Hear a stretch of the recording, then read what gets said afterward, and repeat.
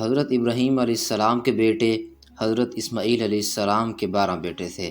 ان کی نسل اس قدر ہوئی کہ مکہ مکرمہ میں نہ سما سکی اور پورے حجاز میں پھیل گئی۔ ان کے ایک بیٹے کیدار کی اولاد میں عدنان ہوئے۔ عدنان کے بیٹے معد اور پوتے کا نام نزار تھا۔ نزار کے 4 بیٹے تھے، ان میں سے ایک کا نام مضر تھا۔ مضر کی نسل سے قریش بن مالک پیدا ہوئے، یہ فہر بن مالک بھی کہلائے۔ قریش کی اولاد بہت ہوئی، ان کی اولاد مختلف قبیلوں میں بٹ گئی۔ ان کی اولاد سے قصہ نے اقتدار حاصل کیا۔ قصہ کے آگے 3 بیٹے ہوئے، ان میں سے ایک عبد مناف تھے، جن کی اگلی نسل میں ہاشم پیدا ہوئے۔ ہاشم نے مدینہ کے ایک سردار کی لڑکی سے شادی کی۔ ان کے یہاں ایک لڑکا پیدا ہوا، اس کا نام شیبہ رکھا گیا۔ یہ پیدا ہی ہوا تھا کہ ہاشم کا انتقال ہو گیا۔ ان کے بھائی مطلب مکہ کے حاکم ہوئے۔ ہاشم کا بیٹا مدینہ منورہ میں پرورش پاتا رہا۔ جب مطلب کو معلوم ہو گیا کہ وہ جوان ہو گیا ہے تو بھتیجے کو لینے کے لیے خود مدینہ گئے۔ اسے لے کر مکہ مکرمہ پہنچے تو لوگوں نے خیال کیا یہ نوجوان ان کا غلام ہے۔ مطلب نے لوگوں کو بتایا یہ ہاشم کا بیٹا اور میرا بھتیجا ہے۔ اس کے باوجود لوگوں نے اسے مطلب کا غلام ہی کہنا شروع کر دیا۔ اس طرح شیبہ کو عبد المطلب کہا جانے لگا۔ انہیں عبد المطلب کے یہاں ابو طالب، حمزہ، عبداللہ، ابو لہب، حارث، زبیر، زرار اور عبد الرحمن پیدا ہوئے۔ ان کے بیٹے عبداللہ سے ہمارے نبی صلی اللہ علیہ وسلم پیدا ہوئے۔ عبد المطلب کے تمام بیٹوں میں حضرت عبداللہ سب سے زیادہ خوبصورت اور سب سے زیادہ پاک دامن تھے۔ عبد المطلب کو خواب میں زمزم کا کنواں کھودنے کا حکم دیا گیا، یعنی حضرت اسماعیل علیہ السلام کے کنویں کو۔ اس کنویں کو قبیلہ جرہم کے سردار مزاز نے پاٹ دیا تھا۔ قبیلہ جرہم کے لوگ اس زمانہ میں مکہ کے سردار تھے، بیت اللہ کے نگران تھے۔ انہوں نے بیت اللہ کی بے حرمتی شروع کر دی۔ ان کا سردار مزاز بن عمرو تھا، وہ اچھا آدمی تھا۔ اس نے اپنے قبیلے کو سمجھایا کہ بیت اللہ کی بے حرمتی نہ کرو، مگر ان پر اثر نہ ہوا۔ جب مزاز نے دیکھا کہ ان پر کوئی اثر نہ ہوتا تو قوم کو اس کے حال پر چھوڑ کر وہاں سے جانے کا فیصلہ کیا۔ اس نے تمام مال و دولت، تلواریں اور زرہیں وغیرہ خانہ کعبہ سے نکال کر زمزم کے کنویں میں ڈال دیں اور مٹی سے اس کو پاٹ دیا۔ کنواں اس سے پہلے ہی خشک ہو چکا تھا، اب اس کا نام و نشان مٹ گیا۔ مدتوں یہ کنواں بند پڑا رہا۔ اس کے بعد بنو خزاعہ نے بنو جرہم کو وہاں سے مار بھگایا۔ بنو خزاعہ اور قصہ کی سرداری کا زمانہ اسی حالت میں گزرا۔ کنواں بند رہا یہاں تک کہ قصہ کے بعد عبد المطلب کا زمانہ آ گیا۔ انہوں نے خواب دیکھا۔ خواب میں انہیں زمزم کے کنویں کی جگہ دکھائی گئی اور اس کے کھودنے کا حکم دیا گیا۔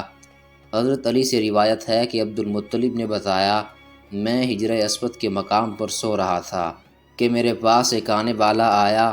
اس نے مجھ سے کہا طیبہ کو کھودو۔ میں نے اس سے پوچھا طیبہ کیا ہے، مگر وہ کچھ بتائے بغیر چلا گیا۔ دوسری رات پھر خواب میں وہی شخص آیا، کہنے لگا براہ کو کھودو۔ میں نے پوچھا براہ کیا ہے، وہ کچھ بتائے بغیر چلا گیا۔ تیسری رات میں اپنے بستر پر سو رہا تھا کہ پھر وہ شخص خواب میں آیا۔ اس نے کہا مظنونہ کھودو۔ میں نے پوچھا مظنونہ کیا ہے، وہ بتائے بغیر چلا گیا۔ اس سے اگلی رات میں پھر بستر پر سو رہا تھا کہ وہی شخص پھر آیا اور بولا زمزم کھودو۔ میں نے اس سے پوچھا زمزم کیا ہے، زمزم وہ ہے جس کا پانی کبھی ختم نہیں ہوتا، جو حاجیوں کے بڑے بڑے مجموعوں کو سیراب کرتا ہے۔ عبد المطلب کہتے ہیں میں نے اس سے پوچھا یہ کنواں کس جگہ ہے، اس نے بتایا جہاں گندگی اور خون پڑا ہے اور کوا ٹھونگے مار رہا ہے۔ دوسرے دن عبد المطلب اپنے بیٹے حارث کے ساتھ وہاں گئے۔ اس وقت ان کے یہاں یہی ایک لڑکا تھا۔ انہوں نے دیکھا وہاں گندگی اور خون پڑا تھا اور کوا ٹھونگے مار رہا تھا۔ اس جگہ کے دونوں طرف بت موجود تھے اور یہ گندگی اور خون دراصل ان بتوں پر قربان کیے جانے والے جانوروں کا تھا۔ پوری نشانی مل گئی تو عبد المطلب کا دال لے آئے اور کھدائی کے لیے تیار ہو گئے، لیکن اس وقت قریش وہاں آ پہنچے۔ انہوں نے کہا اللہ کی قسم ہم تمہیں یہاں کھدائی نہیں کرنے دیں گے، تم ہمارے ان دونوں بتوں کے درمیان کنواں کھودنا چاہتے ہو جہاں ہم ان کے لیے قربانیاں کرتے ہیں۔ عبد المطلب نے ان کی بات سن کر اپنے بیٹے حارث سے کہا تم ان لوگوں کو میرے قریب نہ آنے دو، میں کھدائی کا کام کرتا رہوں گا، اس لیے کہ مجھے جس کام کا حکم دیا گیا ہے میں اس کو ضرور پورا کروں گا۔ قریش نے جب دیکھا کہ وہ باز آنے والے نہیں تو رک گئے۔ آخر انہوں نے کھدائی شروع کر دی۔ جلد ہی کنویں کے آثار نظر آنے لگے۔ یہ دیکھ کر انہوں نے اللہ اکبر کا نعرہ لگایا اور پکار اٹھے، یہ دیکھو یہ اسماعیل کی تعمیر ہے۔ جب قریش نے یہ دیکھا کہ انہوں نے کنواں تلاش کر لیا تو ان کے پاس آ گئے اور کہنے لگے، عبد المطلب، اللہ کی قسم یہ ہمارے باپ اسماعیل کا کنواں ہے اور اس پر ہمارا بھی حق ہے، اس لیے ہم اس میں تمہارے شریک ہوں گے۔ یہ سن کر عبد المطلب نے کہا، میں تمہیں اس میں شریک نہیں کر سکتا، یہ مجھ اکیلے کا کام ہے۔ اس پر قریش نے کہا، تب پھر اس معاملے میں ہم تم سے جھگڑا کریں گے۔ عبد المطلب بولے، کسی سے فیصلہ کروا لو۔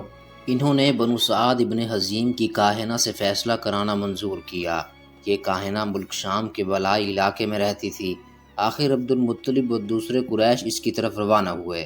عبد المطلب کے ساتھ عبد مناف کے لوگوں کی ایک جماعت تھی، جبکہ دیگر قبائل قریش کی بھی ایک جماعت ساتھ تھی۔ اس زمانہ میں ملک حجاز اور شام کے درمیان ایک بیابان میدان تھا، وہاں کہیں پانی نہیں تھا۔ اس میدان میں ان کا پانی ختم ہو گیا، سب لوگ پیاس سے بے حال ہو گئے، یہاں تک کہ انہیں اپنی موت کا یقین ہو گیا۔ انہوں نے قریش کے دوسرے لوگوں سے پانی مانگا، لیکن انہوں نے پانی دینے سے انکار کر دیا۔ اب انہوں نے ادھر ادھر پانی تلاش کرنے کا ارادہ کیا۔ عبد المطلب اٹھ کر اپنی سواری کے پاس آئے۔ جوں ہی ان کی سواری اٹھی، اس کے پاؤں کے نیچے سے پانی کا چشمہ ابل پڑا۔ انہوں نے پانی کو دیکھ کر اللہ اکبر کا نعرہ لگایا۔ پھر عبد المطلب سواری سے اتر آئے۔ سب نے خوب سیر ہو کر پانی پیا اور اپنے مشکیزے بھر لیے۔ اب انہوں نے قریش کی دوسری جماعت سے کہا، آؤ تم بھی سیر ہو کر پانی پی لو۔ اب وہ بھی آگے آئے اور خوب پانی پیا۔ پانی پینے کے بعد وہ بولے، اللہ کی قسم اے عبد المطلب، یہ تو تمہارے حق میں فیصلہ ہو گیا، اب ہم زمزم کے بارے میں بھی تم سے کبھی جھگڑا نہیں کریں گے۔ جس ذات نے تمہیں اس بیابان میں سیراب کر دیا، وہی ذات تمہیں زمزم سے بھی سیراب کرے گا، اس لیے یہیں سے واپس چلو۔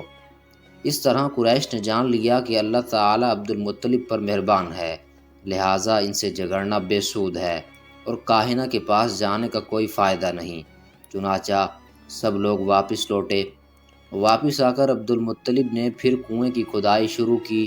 ابھی تھوڑی سی کھدائی کی ہی ہوگی کہ مال، دولت، تلواریں اور زرہیں نکل آئیں۔ اس میں سونا اور چاندی وغیرہ بھی تھی۔ یہ مال و دولت دیکھ کر قریش کے لوگوں کو لالچ نے آ گھیرا۔ انہوں نے عبد المطلب سے کہا، عبد المطلب، اس میں ہمارا بھی حصہ ہے۔ ان کی بات سن کر عبد المطلب نے کہا، نہیں، اس میں تمہارا کوئی حصہ نہیں، تمہیں انصاف کا طریقہ اختیار کرنا چاہیے۔ آؤ 500 کے تیروں سے قرعہ ڈالیں۔ انہوں نے ایسا کرنا منظور کر لیا۔ 2 تیر کعبہ کے نام سے رکھے گئے، 2 عبد المطلب کے اور 2 قریش کے باقی لوگوں کے نام کے۔ پانسا پھینکا گیا تو مال اور دولت کعبے کے نام کا نکلا، تلواریں اور زرہیں عبد المطلب کے نام، اور قریشیوں کے نام کے جو تیر تھے وہ کسی چیز پر نہ نکلے۔ اس طرح فیصلہ ہو گیا۔ عبد المطلب نے کعبے کے دروازے کو سونے سے سجا دیا۔ زمزم کی کھدائی سے پہلے عبد المطلب نے دعا مانگی تھی کہ اے اللہ، اس کی کھدائی کو مجھ پر آسان کر دے، میں اپنا ایک بیٹا تیرے راستے میں ذبح کروں گا۔ اب جب کہ کنواں نکل آیا تو انہیں خواب میں حکم دیا گیا، اپنی منت پوری کرو، یعنی ایک بیٹے کو ذبح کرو۔ عبد المطلب کو یہ حکم اس وقت دیا گیا جب وہ اپنی منت بھول چکے تھے۔ پہلے خواب میں ان سے کہا گیا منت پوری کرو، انہوں نے ایک مہنڈا ذبح کر کے غریبوں کو کھلا دیا۔ پھر خواب آیا اس سے بڑی پیش کرو، اس مرتبہ انہوں نے ایک بیل ذبح کر دیا۔ خواب میں پھر یہی کہا گیا اس سے بھی بڑی پیش کرو، اب انہوں نے اونٹ ذبح کیا۔ پھر خواب آیا اس سے بھی بڑی چیز پیش کرو، انہوں نے پوچھا اس سے بھی بڑی چیز کیا ہے؟ تب کہا گیا اپنے بیٹوں میں سے کسی کو ذبح کرو جیسا کہ تم نے منت مانی تھی۔ اب انہیں اپنی منت یاد آئی، اپنے بیٹوں کو جمع کیا، ان سے منت کا ذکر کیا، سب کے سر جھک گئے، کون خود کو ذبح کرواتا؟ آخر عبداللہ بولے، ابا جان آپ مجھے ذبح کر دیں۔ یہ سب سے چھوٹے تھے، سب سے خوبصورت تھے، سب سے زیادہ محبت بھی عبد المطلب کو انہی سے تھی، لہٰذا انہوں نے قرآن اندازی کرنے کا ارادہ کیا۔ تمام بیٹوں کے نام لکھ کر قرعہ ڈالا گیا۔ عبداللہ کا نام نکلا۔ اب انہوں نے چھری لی، عبداللہ کے بازو سے پکڑا اور انہیں ذبح کرنے کے لیے نیچے لٹا دیا۔ یوں ہی باپ نے بیٹے کو لٹایا، عباس سے ضبط نہ ہو سکا، فوراً آگے بڑھے اور بھائی کو کھینچ لیا۔ اس وقت یہ خود بھی چھوٹے سے تھے۔ ادھر باپ نے عبداللہ کو کھینچا۔ اس کھینچا تانی میں عبداللہ کے چہرے پر خراش بھی آئی۔ ان خراشوں کے نشانات مرتے دم تک باقی رہے۔ اسی دوران بنو مخزوم کے لوگ آ گئے۔ انہوں نے کہا، آپ اس طرح بیٹے کو ذبح نہ کریں، اس کی ماں کی زندگی خراب ہو جائے گی۔ اپنے رب کو راضی کرنے کے لیے بیٹے کا فدیہ دے دیں۔ اب سوال یہ تھا کہ فدیہ کیا دیا جائے۔ اس کی ترکیب یہ بتائی گئی کہ کاغذ پر 10 اونٹ لکھے جائیں، دوسرے پر عبداللہ کا نام لکھا جائے۔ اگر 10 اونٹ والی پرچی نکلے تو 10 اونٹ قربان کر دیے جائیں۔ اگر عبداللہ والی پرچی نکلے تو 10 اونٹوں کا اضافہ کر دیا جائے۔ پھر 20 اونٹوں والی پرچی اور عبداللہ والی پرچی ڈالی جائے۔ اب اگر 20 اونٹ والی پرچی نکلے تو 20 اونٹ قربان کر دیے جائیں، ورنہ 10 اونٹ اور بڑھا دیے جائیں۔ اس طرح 10 کر کے اونٹ بڑھاتے جائیں۔ عبد المطلب نے ایسا ہی کیا، 10 اونٹ بڑھاتے چلے گئے۔ ہر بار عبداللہ کا نام نکلتا چلا گیا، یہاں تک کہ اونٹوں کی تعداد 100 تک پہنچ گئی۔ تب کہیں جا کر اونٹوں والی پرچی نکلی۔ اس طرح ان کی جان کے بدلے 100 اونٹ قربان کیے گئے۔ عبد المطلب کو اب پورا اطمینان ہو گیا کہ اللہ تعالیٰ نے عبداللہ کے بدلے 100 اونٹوں کی قربانی منظور کر لی ہے۔ انہوں نے کعبہ کے پاس 100 اونٹ قربان کیے اور کسی کو کھانے سے نہ روکا۔ سب انسانوں، جانوروں اور پرندوں نے ان کو کھایا۔ امام ظاہری کہتے ہیں کہ عبد المطلب پہلے آدمی ہیں جنہوں نے آدمی کی جان کی قیمت 100 اونٹ دینے کا طریقہ شروع کیا۔ اس سے پہلے 10 اونٹ دیے جاتے تھے۔ اس کے بعد یہ طریقہ سارے عرب میں جاری ہو گیا، گویا قانون بن گیا کہ آدمی کا فدیہ 100 اونٹ ہے۔ نبی کریم صلی اللہ علیہ وسلم کے سامنے جب یہ ذکر آیا تو آپ نے اس فدیے کی تصدیق فرمائی، یعنی فرمایا کہ یہ درست ہے، اور اسی بنیاد پر نبی کریم صلی اللہ علیہ وسلم فرماتے ہیں، میں 2 ذبیحوں یعنی حضرت اسماعیل اور حضرت عبداللہ کی اولاد ہوں۔ حضرت عبداللہ قریش میں سب سے زیادہ حسین تھے۔ ان کا چہرہ روشن ستارے کی مانند تھا۔ قریش کی بہت سی لڑکیاں ان سے شادی کرنا چاہتی تھیں، مگر حضرت عبداللہ کی حضرت آمنہ سے شادی ہوئی۔ حضرت آمنہ وہاب بن عبد مناف بن زہرہ کی بیٹی تھیں۔ شادی کے وقت حضرت عبداللہ کی عمر 18 سال تھی۔ یہ شادی کے لیے اپنے والد کے ساتھ جا رہے تھے۔ راستے میں ایک عورت کعبہ کے پاس بیٹھی نظر آئی۔ یہ عورت ورقہ بن نوفل کی بہن تھی۔ ورقہ بن نوفل قریش کے ایک بڑے عالم تھے۔ ورقہ بن نوفل سے ان کی بہن نے سن رکھا تھا کہ وقت کے آخری نبی کا ظہور ہونے والا ہے، اور ان کی نشانیوں میں سے ایک نشانی یہ ہوگی کہ ان کے والد کے چہرے میں نبوت کا نور چمکتا ہوگا۔ یوں ہی اس نے عبداللہ کو دیکھا، فوراً اس کے ذہن میں یہ بات آئی۔ اس نے سوچا ہو نہ ہو یہ وہ شخص ہے جو پیدا ہونے والے نبی کے باپ ہوں گے۔ چنانچہ اس نے کہا، اگر تم مجھ سے شادی کر لو تو میں بدلے میں تمہیں اتنے ہی اونٹ دوں گی جتنے تمہاری جان کے بدلے میں ذبح کیے گئے تھے۔ اس پر انہوں نے جواب دیا، میں اپنے باپ کے ساتھ ہوں، ان کی مرضی کے خلاف کچھ نہیں کر سکتا، نہ ان سے الگ ہو سکتا ہوں، اور میرے والد باعزت آدمی ہیں، اپنی قوم کے سردار ہیں۔ بہرحال ان کی شادی حضرت آمنہ سے ہو گئی۔ آپ قریش کی عورتوں میں نسب اور مقام کے اعتبار سے افضل تھیں۔ حضرت آمنہ حضرت عبداللہ کے گھر آ گئیں۔ آپ فرماتی ہیں، جب میں ماں بننے والی ہوئی تو میرے پاس ایک شخص آیا، یعنی ایک فرشتہ انسانی شکل میں آیا۔ اس وقت میں جاگنے اور سونے کی درمیانی حالت میں تھی۔ عام طور پر اس حالت کو غنودگی کہا جاتا ہے۔ اس نے مجھ سے کہا، تمہیں معلوم ہے تم اس امت کے سردار اور نبی کی ماں بننے والی ہو۔ اس کے بعد وہ پھر اس وقت آیا جب نبی کریم صلی اللہ علیہ وسلم پیدا ہونے والے تھے۔ اس مرتبہ اس نے کہا، جب تمہارے ہاں پیدائش ہو تو کہنا، میں اس بچے کے لیے اللہ کی پناہ چاہتی ہوں ہر حسد کرنے والے کے شر اور برائی سے۔ پھر تم اس بچے کا نام محمد رکھنا، کیونکہ ان کا نام تورات میں احمد ہے، اور زمین اور آسمان والے ان کی تعریف کرتے ہیں، جبکہ قرآن میں ان کا نام محمد ہے، اور قرآن ان کی کتاب ہے۔ ایک روایت کے مطابق فرشتے نے ان سے یہ کہا، تم وقت کے سردار کی ماں بننے والی ہو، اس بچے کی نشانی یہ ہوگی کہ اس کے ساتھ ایک نور ظاہر ہوگا جس سے ملک شام اور بصرہ کے مالات بھر جائیں گے۔ جب وہ بچہ پیدا ہو جائے گا تو اس کا نام محمد رکھنا، کیونکہ تورات میں ان کا نام احمد ہے کہ آسمان اور زمین والے ان کی تعریف کرتے ہیں، اور انجیل میں ان کا نام احمد ہے کہ آسمان اور زمین والے ان کی تعریف کرتے ہیں، اور قرآن میں ان کا نام محمد ہے۔ حضرت عبداللہ کے چہرے میں جو نور چمکتا تھا، شادی کے بعد وہ حضرت آمنہ کے چہرے میں آ گیا تھا۔ امام ظاہری فرماتے ہیں کہ حاکم نے یہ روایت بیان کی ہے اور اس کو صحیح قرار دیا ہے کہ صحابہ کرام رضوان اللہ مجمعین نے حضور نبی کریم صلی اللہ علیہ وسلم سے عرض کیا، اے اللہ کے رسول، ہمیں اپنے بارے میں کچھ بتائیے۔ آپ صلی اللہ علیہ وسلم نے ارشاد فرمایا، میں اپنے باپ ابراہیم علیہ السلام کی دعا ہوں، اپنے بھائی عیسیٰ کی بشارت ہوں اور خوشخبری ہوں۔ جب میں اپنی والدہ کی شکم میں آیا تو انہوں نے دیکھا گویا ان سے ایک نور ظاہر ہوا جس سے ملک شام میں بصرہ کے مالات روشن ہو گئے۔ حضرت آمنہ نے حضرت حلیمہ سعدیہ سے فرمایا تھا، میرے اس بچے کی شان نرالی ہے، یہ میرے پیٹ میں تھے تو مجھے کوئی بوجھ اور تھکن محسوس نہیں ہوئی۔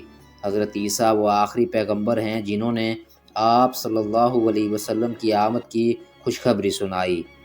اس بشارت کا ذکر قرآن میں بھی ہے۔ سورہ صف میں اللہ تعالیٰ فرماتے ہیں، اور اسی طرح وہ وقت بھی قابل ذکر ہے جب کہ عیسیٰ ابن مریم نے فرمایا کہ اے بنی اسرائیل، میں تمہارے پاس اللہ کا بھیجا ہوا آیا ہوں کہ مجھ سے پہلے جو تورات آ چکی ہے میں اس کی تصدیق کرنے والا ہوں، اور میرے بعد جو ایک رسول آنے والے ہیں ان کا نام مبارک احمد ہوگا، میں ان کی بشارت دینے والا ہوں۔ اب چونکہ حضرت عیسیٰ یہ بشارت سنا چکے تھے، اس لیے ہر دور کے لوگ آپ صلی اللہ علیہ وسلم کی آمد کا بے چینی سے انتظار کر رہے تھے۔ ادھر آپ کی پیدائش سے پہلے ہی حضرت عبداللہ انتقال کر گئے۔ سابقہ کتب میں آپ کی نبوت کی ایک علامت یہ بھی بتائی گئی کہ آپ کے والد کا انتقال آپ کی ولادت سے پہلے ہو جائے گا۔ حضرت عبداللہ ایک تجارتی قافلے کے ساتھ تجارت کے لیے گئے تھے، اس دوران بیمار ہو گئے اور کمزور ہو کر واپس لوٹے۔ قافلہ مدینہ منورہ سے گزرا تو حضرت عبداللہ اپنی ننیال یعنی بنو نجار کے ہاں ٹھہرے۔ ان کی والدہ بنو نجار سے تھیں، 1 ماہ تک بیمار رہے اور انتقال کر گئے، انہیں یہی دفن کر دیا گیا۔ تجارتی قافلہ جب عبداللہ کے بغیر مکہ مکرمہ پہنچا اور عبد المطلب کو پتہ چلا کہ ان کے بیٹے عبداللہ بیمار ہو گئے ہیں اور مدینہ منورہ میں اپنی ننیال میں ہیں، تو انہیں لانے کے لیے عبد المطلب نے اپنے بیٹے زبیر کو بھیجا۔ جب یہ وہاں پہنچے تو عبداللہ کا انتقال ہو چکا تھا۔ مطلب یہ کہ آپ صلی اللہ علیہ وسلم اس دنیا میں اپنے والد کی وفات کے چند ماہ بعد تشریف لائے۔ ناظرین، امید کرتے ہیں کہ آپ کو یہ ویڈیو پسند آئی ہوگی۔ ملتے ہیں نئی ویڈیو میں، تب تک کے لیے خدا حافظ۔